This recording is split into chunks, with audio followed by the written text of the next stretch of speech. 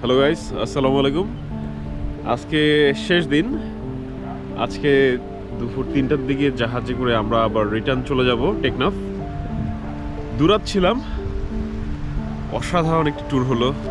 রিল্যাক্সের অনেক অ্যাকচুয়ালি দরকার ছিল, সম্পূর্ণ একটা রিল্যাক্স ট্যুর হয়ে গেল। বাট কালকে সাইকেল ট্যুরটা দিয়ে আসলে এক্সট্রিমলি ক্লান্ত হয়ে গেছিলাম।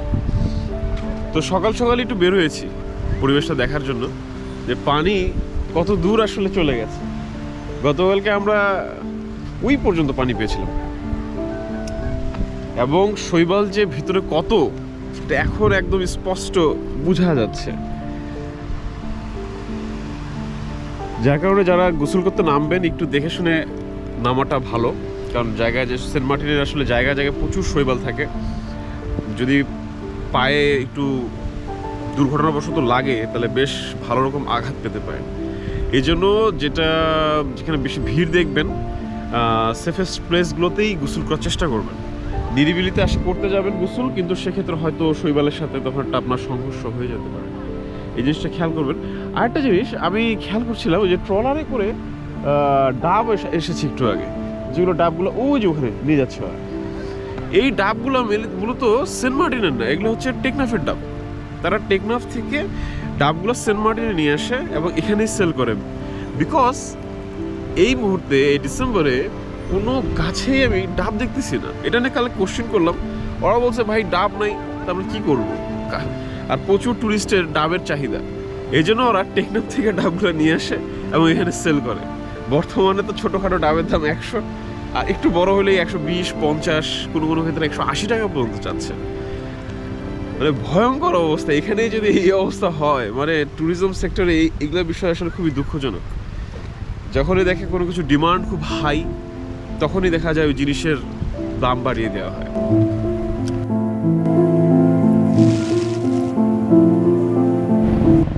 সেন্ট মার্টিনে আসলে সব কিছুই ট্রলারের মাধ্যমে টেকনাফ থেকে সেন্ট মার্টিনে আনা হয়। মোটামুটি সব কিছুই, মানে চাল ডাল থেকে শুরু করে এখানে যে বাসাবাড়ি দেখতেছেন, সেগুলো রড সিমেন্ট পর্যন্ত ট্রলারে করেই আসে। এই ধরনের ট্রলারে করেই মেনলি সব কিছু আনা হয় এবং তারপরে এখানে সেল করা হয়। এই জন্য কিছুটা হলেও দাম বাড়তি, ইটস ন্যাচারাল। এবং অনেক সময় দেখা যায় যে যারা শিপে জায়গা পান না বা অফ সিজনে শিপ বন্ধ থাকে, সেক্ষেত্রে অনেকে এগুলোতে আসেন এবং বেশ বাজে এক্সপিরিয়েন্সের মুখেও পড়েন। চলুন বন্ধুরা, আপনাদের একটু দেখাই যে এখানে আসলে কি কি আনা হয়। আসুন।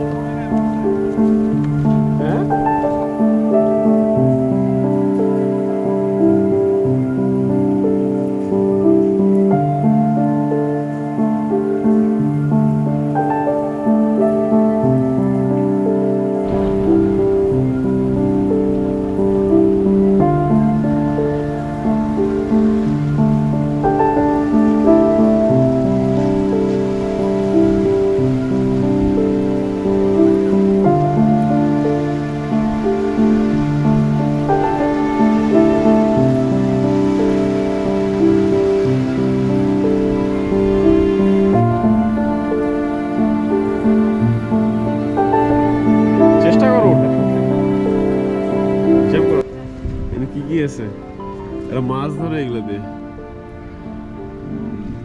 বাবা, ভিতরে কেবিনের মতো আছে, মাছ তো রাখে মনে হয় এই জায়গায়, মেশিনটা আছে, মাছও রেখে দেয়।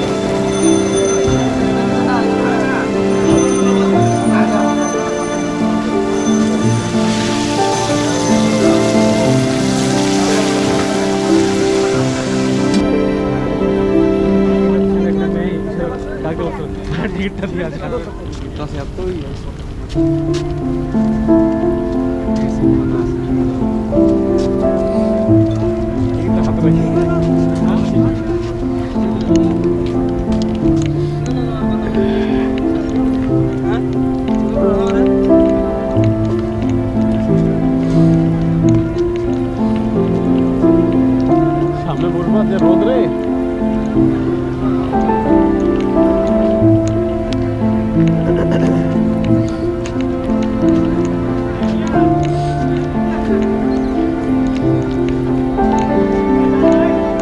পাইছো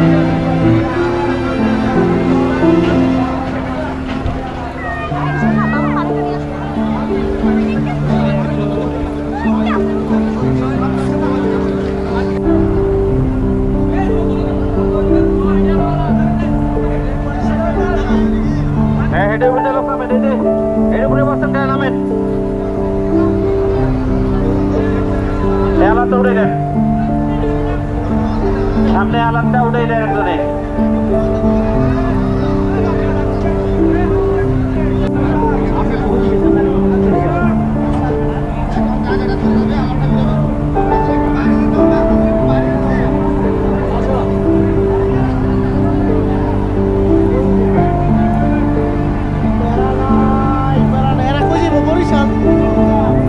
Stop!